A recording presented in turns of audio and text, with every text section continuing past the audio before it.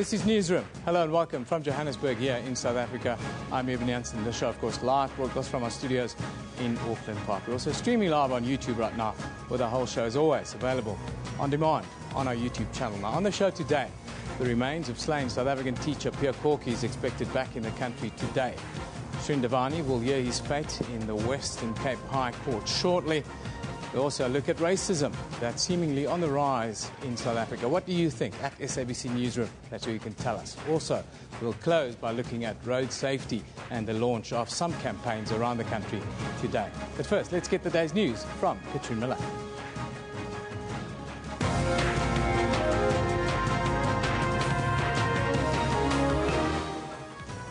Well, hello and welcome to Newsroom. I'm Katrina Miller, and let's just take a look at the news making headlines this morning. There's a hive of activity outside the Western Cape High Court ahead of a ruling later this morning in an application for Shrindavani's acquittal. The alleged honeymoon murder mastermind will know his fate today.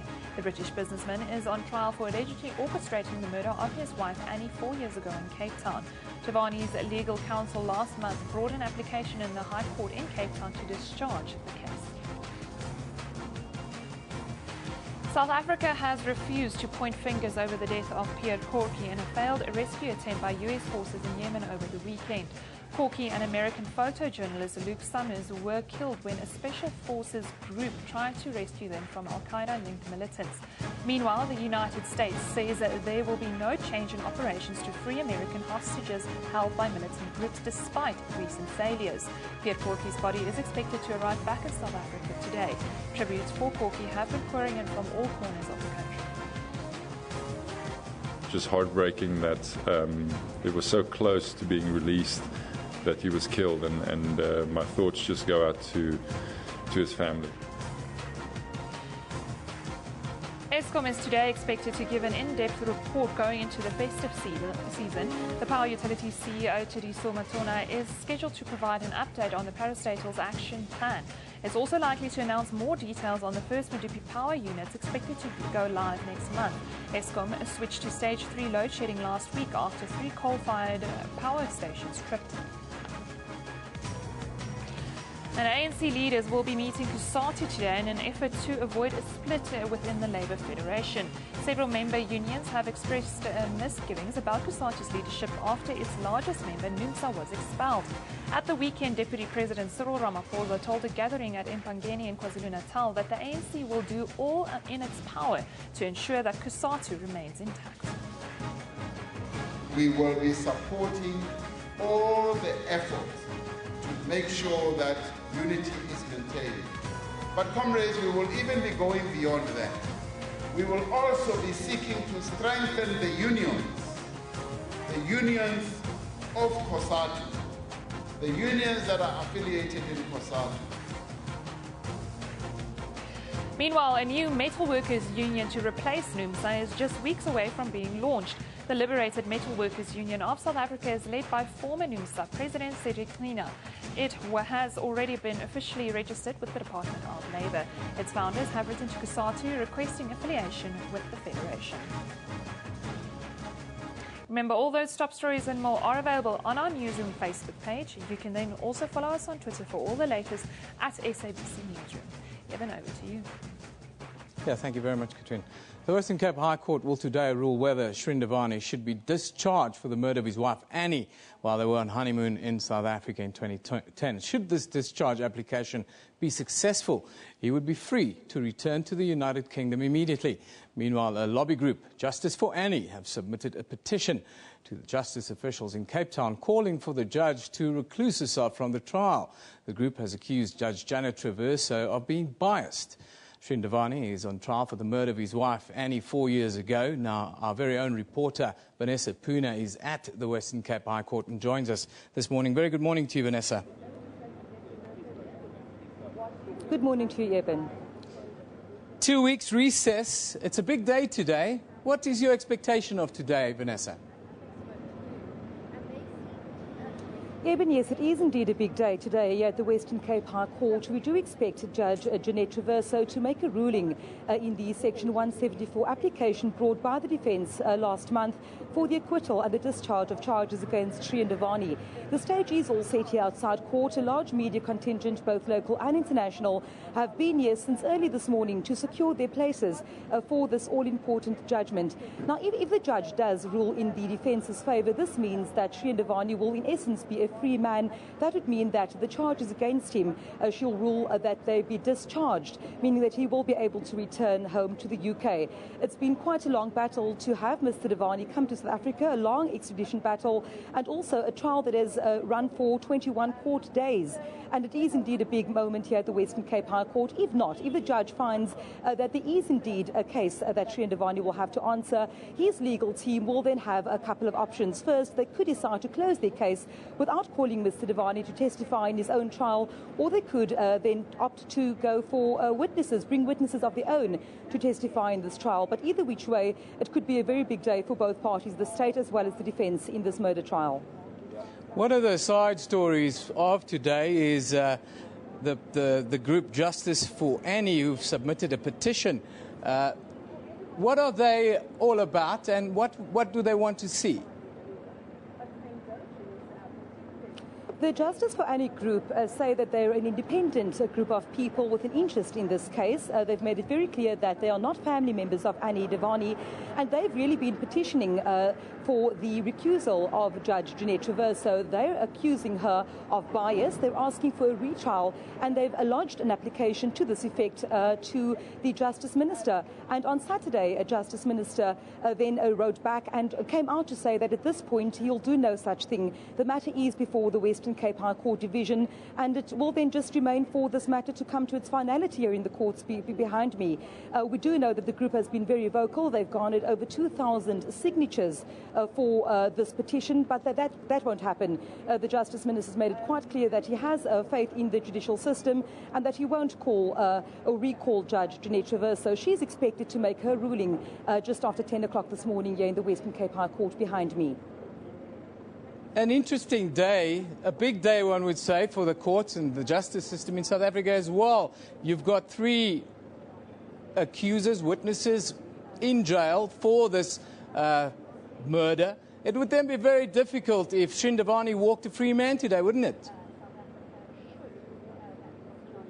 Indeed, and this is the feeling that I've at least gotten from a number of people that I've spoken to on the ground, people that have been coming to witness these proceedings in the public gallery as well, have made it quite clear the average South African doesn't seem to think it would be at all fair if Mr. Ndavani is allowed to go home, and his co-accused in this case have already been convicted.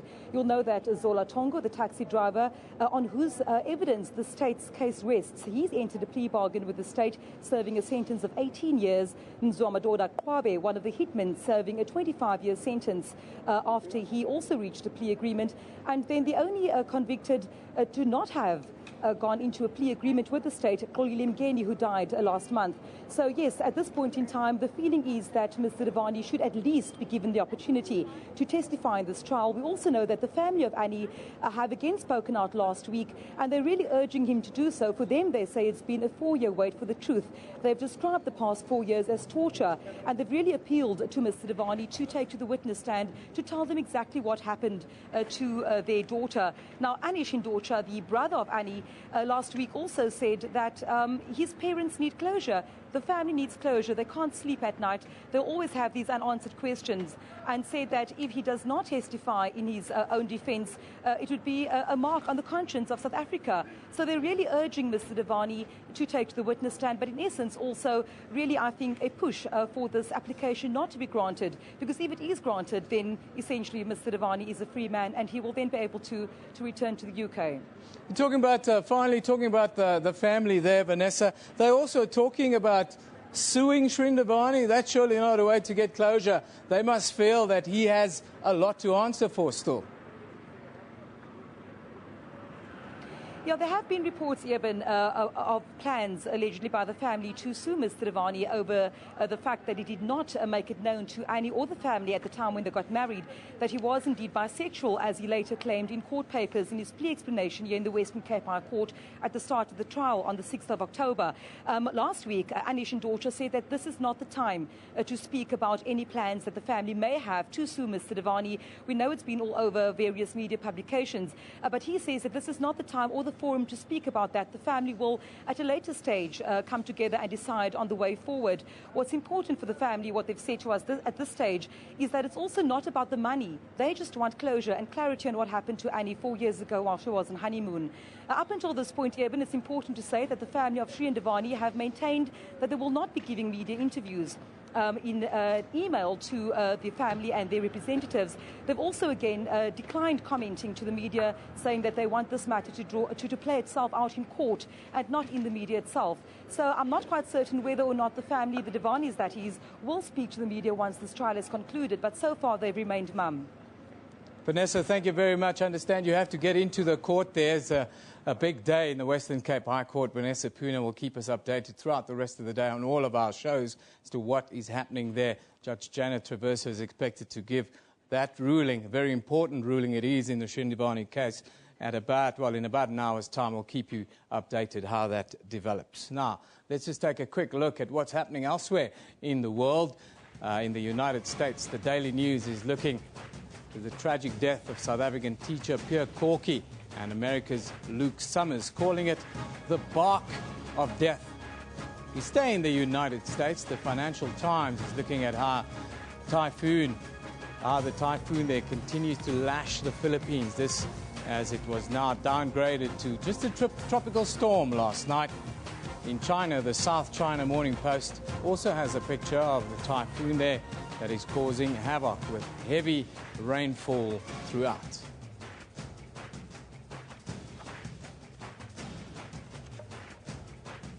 Now, this could have been the week South African teacher Pierre Corky was finally reunited with his family, but sadly only his body is expected to arrive back in South Africa today. This after Corky and American hostage Luke Summers were killed during a failed attempt by the US-led forces to free hostages from militants in the Yemen over the weekend.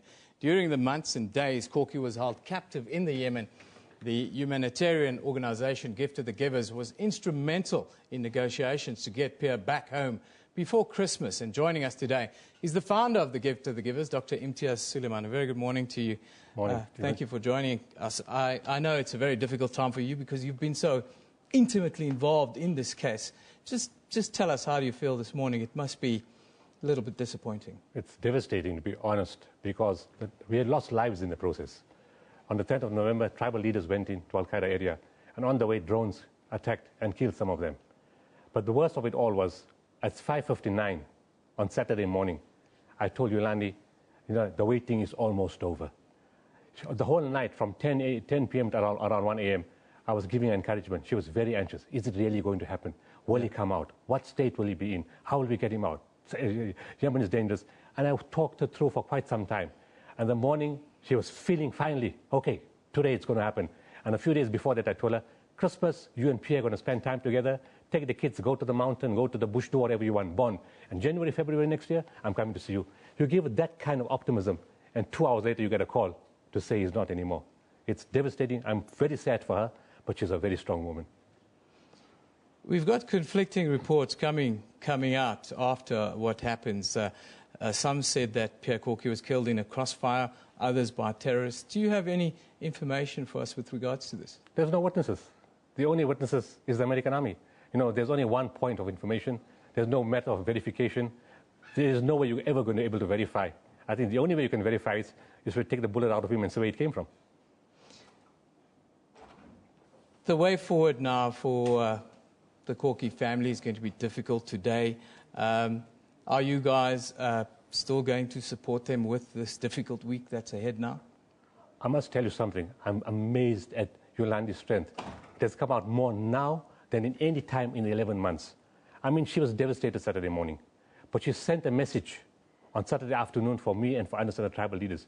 She was more worried about Anas being heartbroken, thinking that he failed, and she was worried about his state of mind in that condition. Yesterday, she had asked her media spokesman to send a message to me to say she's coming tomorrow. And she is so strong, making the funeral arrangements, waiting, getting ready for the body to come, being there for her children. Yolandi has come out very, very strong. We'll be with her. You know, we'll hold her hand and go through all the way, but Yolandi is going to manage on her own. Now, some people are harboring some resentment in this case towards the US-led forces that went in. Some say very gung-ho at this stage after such a long, drawn-out process. How do you view this? I think to be fair to them, I mean, you know, the US have got that reputation of being gung-ho, but to be fair to them, I think they would have had public pressure from their own citizens because they were given a deadline that within 3 days, Luke Summers was going to be executed. Now, how does the largest army in the world sit back and fold their arms and tell the public, we just said and they did it? Obviously, it's a risk. It's a war. Most cases, you fail. You're never successful in a war situation. Sometimes you're lucky. If there was so much of anger, then last week, why did they not complain when the US forces went in and took the other hostages out? There was no complaint then. Because it was successful, it was fine. Because it failed, it's not fine. And in that process, a lot of other innocent people besides Americans were taken out. And in this case, I think they had no choice. And if to be fair to them, I think any other government would have done something similar. You talk about the government. Tell us about the South African government's involvement, especially in the last couple of weeks. I understand some headway has been made. Can you shed some light on that for us, maybe? Look, we only informed the South African ambassador in Saudi Arabia that Pierre's passport had to be kept ready because that's the same thing we did for Yolandi. When she came out, we didn't make prior arrangements because that time we were not sure. But this time we were sure. And we said, please, and also because we need to get Pierre out quickly, given that he has a health condition. So the passport had to be arranged, and also he needs an exit visa. Because even though he's a hostage, he's still an employee in Yemen, and he cannot leave without an exit visa. And that's a diplomatic issue, which they needed to sort it out and then decide on which way we're flying him, via Istanbul or via Dubai. So the embassy was alerted, and the ambassador was told that he will be asked to come in short notice. The process that will happen from today with the body arriving, can you just give us a little insight as to how this process will go, where the funeral will be and so forth? Look, the process, it's a security matter between the American government and the South African government, but it'll land somewhere in Johannesburg or Pretoria, maybe Waterkloof or one of the other bases. Yolandi will be there today. The official handover will be made to her. It'll probably be a very private thing, which is very appropriate. It shouldn't be any other way. From the arrangements will be made to take Pierre's body to remains to Bloemfontein. There will be probably a public funeral on Thursday, and then a very private family matter soon after that. Yolandi has told well, to me through her spokesperson, they're looking at Thursday. She is coming today to Johannesburg if she's not here already, and tomorrow she will be with us, you know, and then on Thursday she will be in Bloemfontein for the funeral. Finally, what about the children? How are they holding up? My heart breaks for them. You know, all the time when I spoke to Yolandi over the several months, she would say, my poor children, look at the notes they've written. They really miss their father. Look at their faces. They've done well at school. The father is not here. They've done well at sports. The father is not here. They haven't spoken to him for 11 months, 15 months, 18 months. My heart bleeds for them. And I really thought on Saturday morning, Yolandi, your kids are finally going to see the father. Can you imagine? And now, with all that hope, there is no father. Yeah, it must be an absolute body blow. Thank you for joining us, though, Dr. Imtiaz Suleiman, and for the wonderful work that you've done in trying to get Pierre Corky home. Unfortunately, things just didn't pan out. But thank you once again. It's a pleasure. Thank you. Well, let's have a look at some of your views at SABC Newsroom. Of course, that's where we love you to interact with us on Twitter. Dr. Google says, if my family member was kidnapped by a madman and then killed on the eve of his release, I wouldn't be understanding. One can understand it. Joel van Rooyen says, I feel so sad at the death of Pierre Corky. My love and condolences to the family. Abdul says, Pierre Corky had come to Yemen as a teacher and returned home dead. Yes, that is the stark reality. Brendan Null says, just amazing that Pierre Corky family have chosen to forgive exceptional people. Not sure I could have done that. Yes, spare a thought for the family. It will be a very difficult week for them, and let's try and give them their space to grieve. Now, before we go to an ad break, just have a quick look at what's happening across the rest of the country today. Here in Johannesburg, COSATU President Stumo Dlamini is expected to speak at the Workers' Union Nahahu's Central Executive Committee meeting that'll be held in Boksburg. Then the Vereniging Magistrates Court will receive a report on the mental assessment of a teenage mother convicted of attempted murder and child abandonment after a 16-month-old boy was found wandering along the N1 highway. And in Nelspruit, 4 men are expected to appear in court for the alleged theft of 112 rhino horns from the Mpumalanga Tourism and Parks Agency offices. That's what's on the lineup today. You're watching Newsroom. We'll be back after a short little break.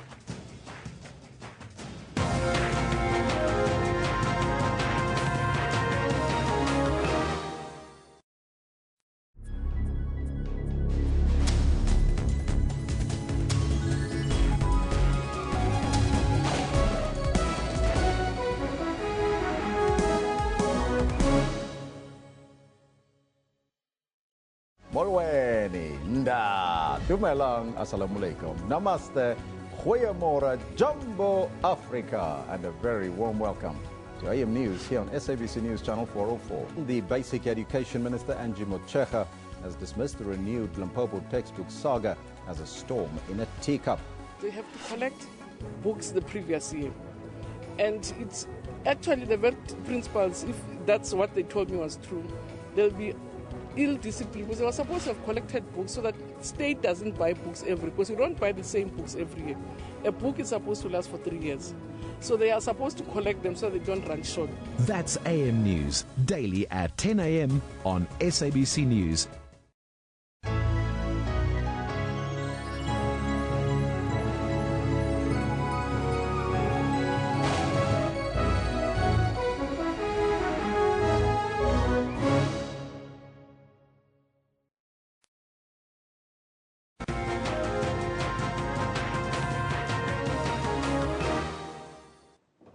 Welcome back. You're watching Newsroom here on SABC News. Racism.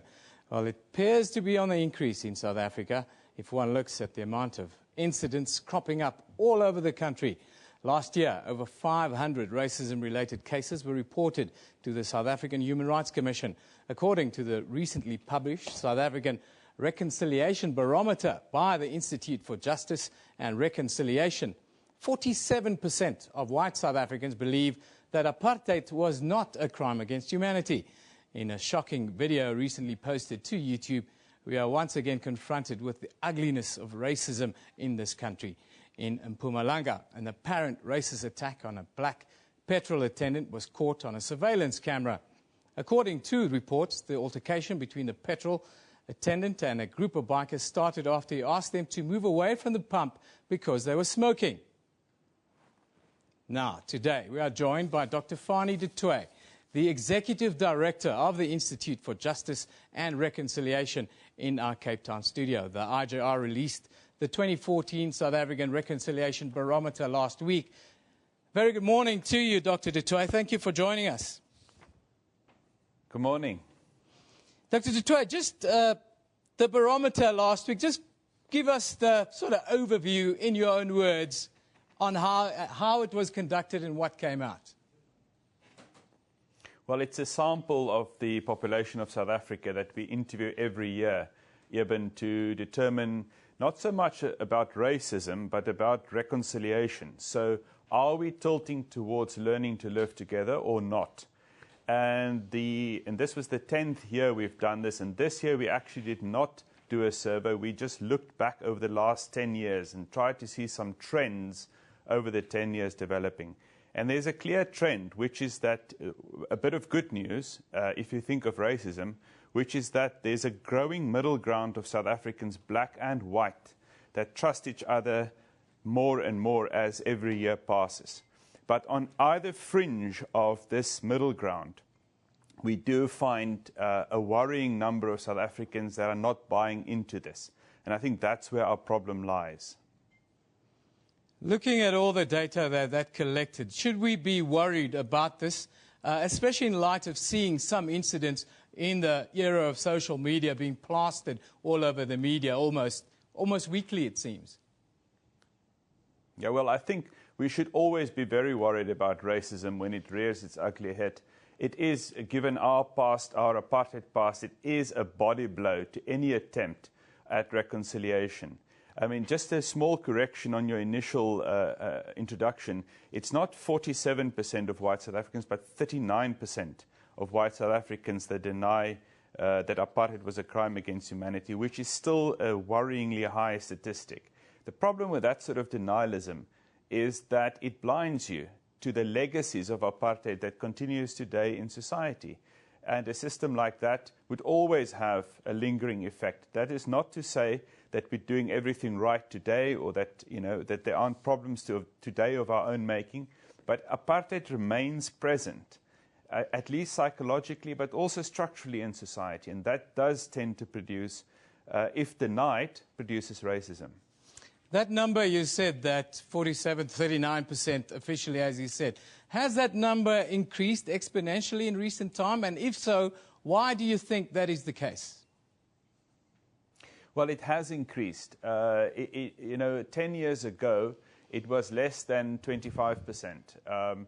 So there are more white people today that think apartheid was not a crime against humanity than 10 years ago. That's worrying. And the worrying aspect of it is that as time passes, it's easy to begin to forget. The icons that can tell the stories firsthand pass on. We forget the lessons of the TRC that had exposed the nasty underbelly of apartheid. And then one starts thinking, well, it wasn't so bad. So, what's the problem today? It has to be the fault of the people living today. So, it is important for us to remember where we come from, to prevent this sort of revisionism, and to make sure that we remain focused on the core values of our Constitution moving forward, which is unity and justice. Going forward, yes. How do we deal with that in the now, though? Do we crack down on these incidents, or do we have another sort of reconciliation commission where we talk to each other about this scenario? Well, I think there are two ways to deal with it, at least. And this is just off the cuff. But I would say, on the one hand, we have to crack down. I mean, when racism or violence, for that matter, in any form, appears in our society, we've got to make it very clear that we're a rule of law society, and this is not acceptable. So we've got to be hard on that. At the same time, if we don't provide incentive for people to then leave those ways and join the middle ground, then we're also in a bind. So we've got to make sure that there's an alternative to racism, that this group of people in the middle of South Africa that are in fact learning to trust one another, because we've also seen that interracial trust is actually improving. So that middle ground needs strengthening. That means more jobs. We need to expand educational opportunities, draw as many people into this middle ground as we possibly can.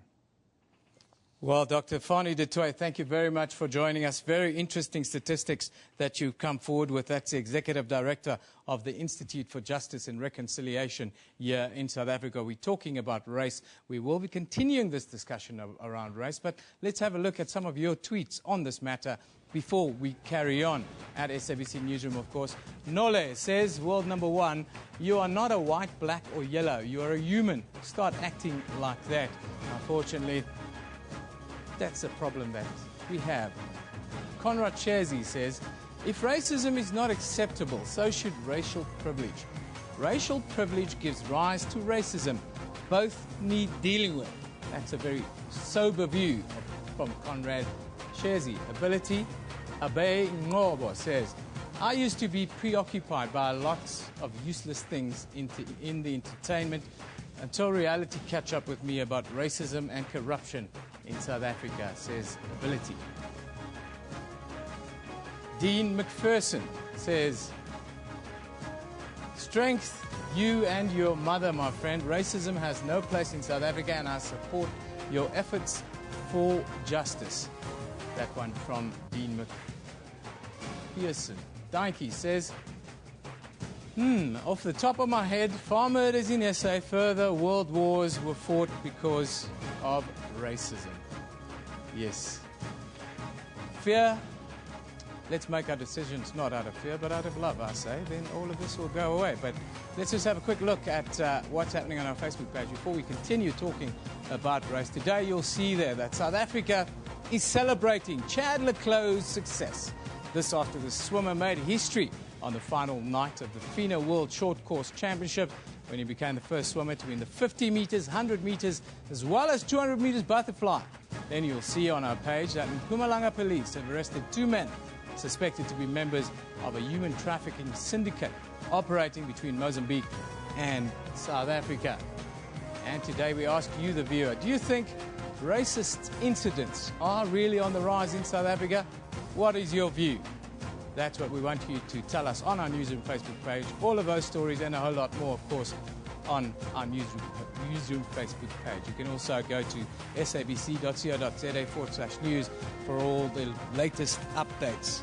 Now, to further this discussion, we are joined by Ryland Fisher.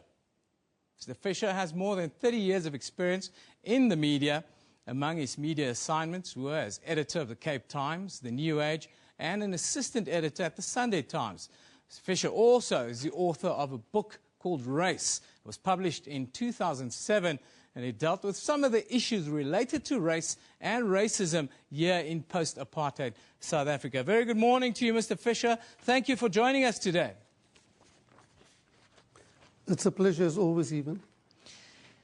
Just tell us quickly your views on where we are with regards to race in South Africa. Are we going backwards, or are we dealing with it, but we don't get the props? I don't think we're going backwards even. I think what is happening is that we haven't really dealt with the issues in the way that we should have dealt with it. I think what happened was that we went from a situation of apartheid, of oppression, of exploitation, to a situation of reconciliation without following the steps in between. And because we never really followed the steps in between repression and reconciliation, we are now reaping basically what we sowed then. So I think part of what we need to do is we need to, for once and for all, deal with these issues. We need to talk about it, and we need to look at what's the best way to ensure that that we don't have this repetition of racist incidents. Everybody is so surprised when we have racist incidents in our country. But I'm not, because I believe that racist incidents have never really gone away.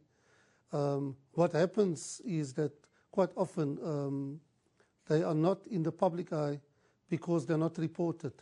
But whenever they get reported, then we kind of all seem to be so surprised that it is happening. I want to talk to you specifically about the role of the media and in polarization of South Africa. Are our media houses at times guilty in South Africa of stirring an unnecessary discourse around race in a negative way? I don't think so. In fact, I think that the media houses do not report enough on issues of race in this country. And for me, the thing is not just about reporting on the negative issues, but also looking at ways in which we can do something positively about it. I think, like I said earlier, what has happened is that a lot of these incidents happen in a society, but they never ever get reported. And so I think it's important for them to be reported. And if they make people feel uncomfortable, that's fine. The thing about transformation in our society, transformation is by its very nature, it is uncomfortable. Transformation must make every one of us feel uncomfortable, because that's the only way that we are going to force ourselves to deal with the issues of transformation. And racism is, and dealing with the issue of race and racism is an important part of dealing with the issue of transformation. How do you're back in Cape Town now, and I wanted to ask you, how do you view, we've had, I think, almost 10 or 11 incidents in Cape Town in the last couple of months that have got a lot of coverage. How do you view it, and how do you view Cape Town's place within South Africa? I think Cape Town, these incidents, like I said, it's unfortunate, but I also think that these incidents are not new. I think it's been there. I think what worries me a lot is that it involves young people who have no history or recollection of apartheid, of the legislated apartheid that so many of us lived under. And that worries me. But what I have discovered in Cape Town and in the rest of South Africa is that the battle against racism is an ongoing battle, because as soon as you have dealt with educating and conscientizing one generation of people, you are already faced with another generation of people who will need to be conscientized. Now, if you ask yourself, where do these young people learn to become racist? They learn it from their peers, they learn it from their parents, from the communities. And that is the unfortunate thing. And so as long as the seeds can germinate within these communities, racism will never go away. It's an ongoing battle. I don't think Cape Town is unique in that sense. The unfortunate thing is just that a lot of these incidents that have been highlighted now have originated in Cape Town. Finally, you've got a minute to tell us, what would you like to see happen in the short term for us to come to terms with and deal with this?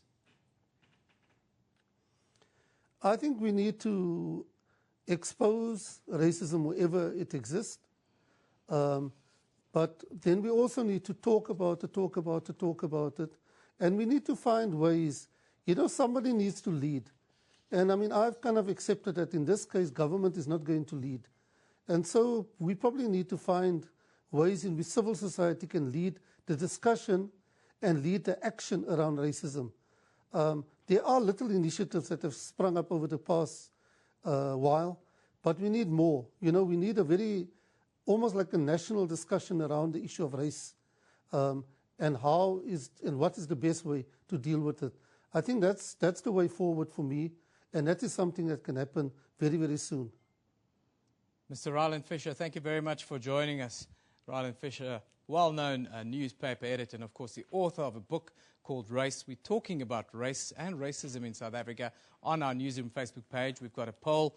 What do you think? Is it something for us to worry about? Go there and tell us, give us your views. We'd love to hear them, and we'll put them back tomorrow. Time for us to take a short little commercial break. We will be back with Newsroom. No, we're not going to a break. It seems as we're going to the Eastern Cape. Now, the Eastern Cape is gearing itself for the upcoming festive season in anticipation for the high traffic volumes expected during this time of the year. The Provincial Department of Transport plans for the festive season will be unveiled during the launch of the Arrive Alive campaign at the Tukatole Stadium in Aliwal North today. Now, the Transport MEC, where Ziwe Tikana has already met district heads from the Provincial Traffic Department as well as road safety and communication officials to finalise the 2014 road safety campaign. For the latest, we are joined by our reporter Iviwe Porti from Aliwal North. Very good morning to you, Iviwe. I understand you've got an interview for us, but just set the scene quickly. Good morning, Eben, and welcome to the Aliwal North in the Eastern Cape. Here where we are today, now this morning, by the Orange River Bridge that leads to the Free State, which is your N6 route. Sorry, there's trucks and cars driving by, so we might have a bit of a problem. But this is where the traffic roadblock had been this morning, and this is where it's going to be stationed throughout the festive season. As you recall from last year, some of the statistics, nationally we had over 1,000 road accidents and over 1,300 road fatalities. So the Eastern Cape also falls in the top 4 of the provinces that had high accident rates during the festive season. So the Eastern Cape came in at number 4, and that's why they're launching the Arrive Alive campaign to go hand in hand with the festive season to try and monitor and bring down that number. I think last year there was about over 100 car accidents and over 190 fatalities in the Eastern Cape. So we're here with the MEC of Transport, Ziwe Tikana, speaking to her to just find out what are some of the programs that they'll be running during this festive season. MEC, welcome. And please just tell us, what are some of the programs that you guys will be running during this festive season just to ensure that the number of car accidents and fatalities come down? Thank you, Iviwe. Once more, we'll be having more programs in the key roads which had accidents in the previous year. Our N6, our N1, our R61, R62, R72 and N2. We'll be having 6 permanent roadblocks as the province between now and the end of January. Those will be the 24-hour roadblocks where we will be checking the vehicles on the road, roadworthiness, and also passengers' behaviors of passengers in the roads and their parcels which they are faring from their various provinces. As we understand that this is the time for holidays, more people will be coming from outside our provinces for holidays in our provinces. That's the reason why we say we must be engaging vigorously in the Arrive Alive campaign. We will be doing road safety education, community mobilization, and we'll be partnering with other provinces. Next week on the 14th, we'll be partnering with the Western Cape in Aberdeen, where we'll be having a road block there. Also, we'll be doing community education and immobilization of the society. We want to invite people and make them understand that road safety and awareness is everybody's business. It's not the responsibility of government alone. Also the road users and other people who do not have vehicles are having a responsibility. We are urging passengers to frequently communicate with their drivers, to try and engage them, not to be within the speed limit. On the next week, on the 12th, we'll be launching the reflectors for stray animals in Ngobo, in the boundary, taking all the R61 farmers there. That's because in Ngobo area is faced with more road accidents which are caused by stray animals. Thank you so much, MEC. But now we are on our way to the Tukatole Stadium, where the launch will be happening, where the public at large and road users will be educated, as well as create awareness for all those that will be on the road to try and ensure safety. Now back to you in studio. Thank you very much, Evie. Yes, road safety very much on everyone's mind right now. After the break, we'll continue this discussion. You're watching Newsroom here on SABC News.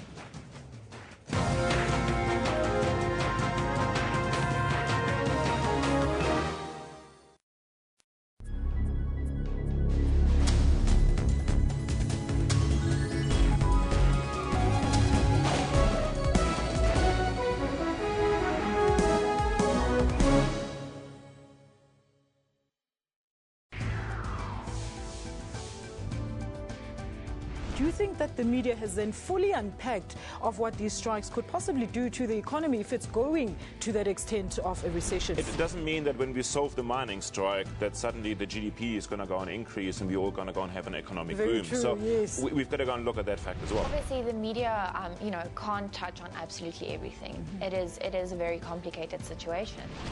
Watch Media Monitor with me, Alicia Jali, Sundays at 9 a.m. only on the SABC News channel.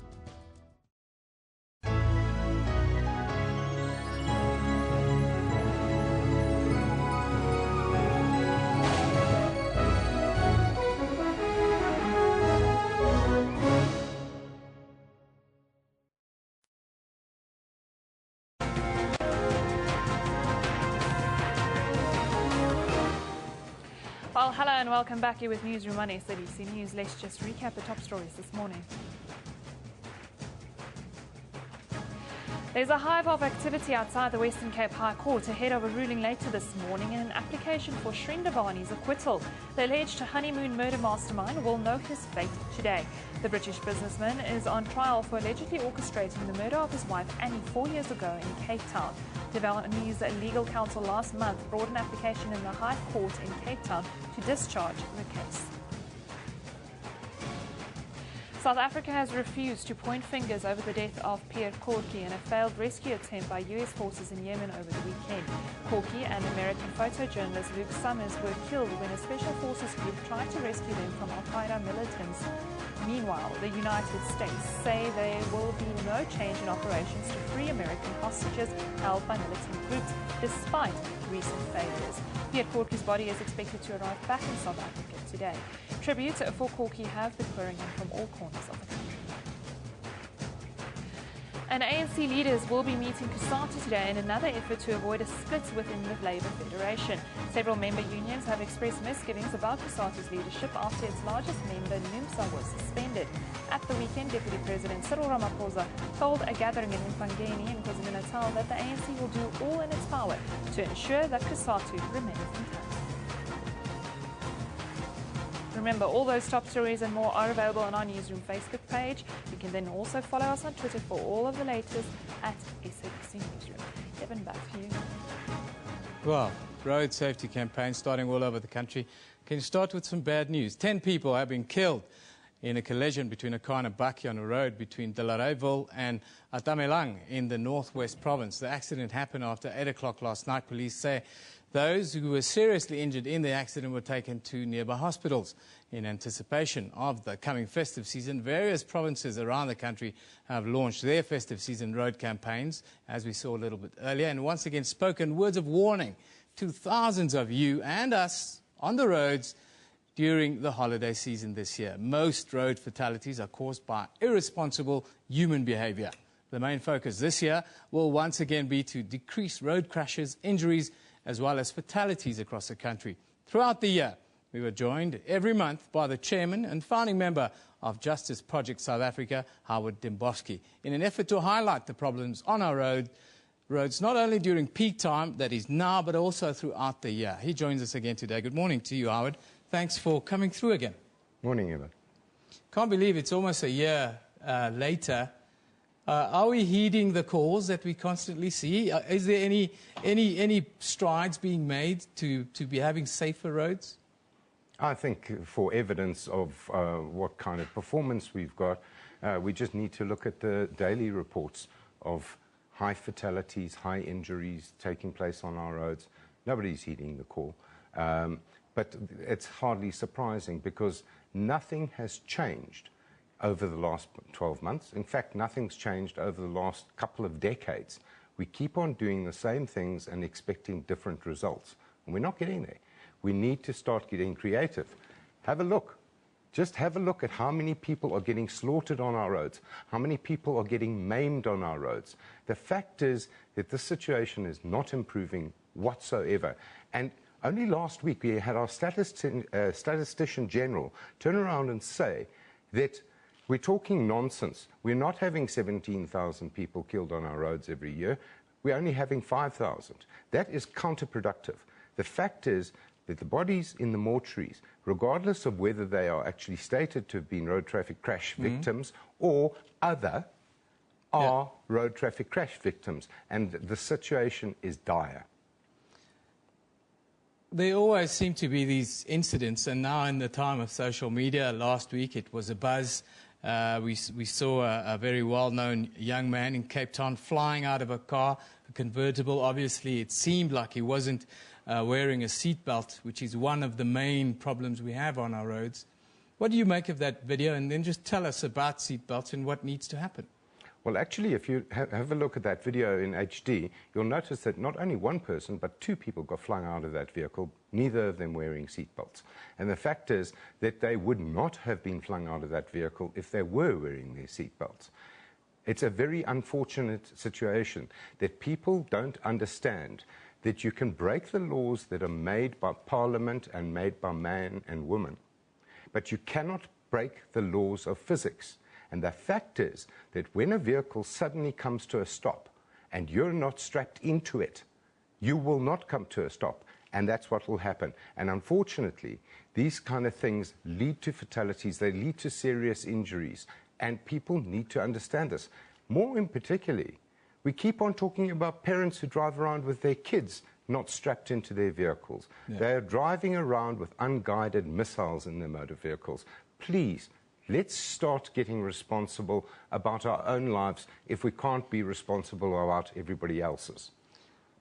Another video a little bit earlier this year, and you know, people will be heading home shortly, and the majority of South Africans traveling out of the big cities will be using public transport. Now, a video that we saw earlier this year is about 20 plus people cramming into a minibus taxi. Here we have the pictures of that. Is that a major issue at this time of the year? Overloading is an issue all throughout the year. The fact is that minibus taxi operators, unscrupulous ones, will overload their taxis because it means more fares for them. But what they don't understand is that doesn't increase the capacity of the tires of that vehicle. It doesn't increase the carrying capacity of that motor vehicle. It doesn't lead to the safety of those passengers. There's a law that says that if a seatbelt is provided, you must wear it. Now, the fact is, if you have a look at most late minibus taxis, they've got seatbelts. But have a look at how many people wear them. And I'll tell you right now that it's very, very close to zero, if it isn't zero. Well, Howard, we've run out of time. We can continue talking about this. It's that time of the year where road safety is uppermost in people's minds, but it should be the case throughout the whole year. Thank you for joining us. Just one thing, please. This time, when you go on holiday, let your holiday start at home before you leave and relax on our roads, because aggressive driving is the main cause of crashes. Thank you very much. Hart Mboski, who is the chairman and founding member of the Justice Project South Africa, that we wrap it today. Newsroom, of course, broadcast live from our studios here in Auckland Park, Johannesburg, every weekday morning between 9 and 10 a.m. The show repeats at 2 in the afternoon with a rebroadcast at 5 a.m. the following day. We're also live on YouTube at that time with the show available on demand on our YouTube channel. This is SABC News. You have been watching Newsroom. We love it in the morning.